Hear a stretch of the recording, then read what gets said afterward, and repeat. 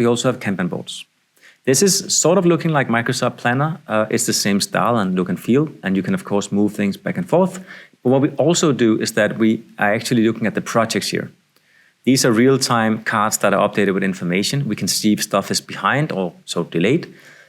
We can see the total cost or benefits or count of work within each of these lanes, and you can create your own, of course. I can also change the view to department views or funding years or whatever sort of view you want. If I take this one now, which has a cost of 430,000 and move it into transformation, you will see that the budget changes immediately and also the work in progress, including benefits. So it's a simple way to maybe balance out what you're working on or what should start next.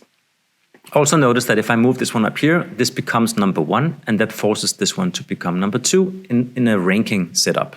So we have ranking built into this view, which is very useful for the portfolio managers.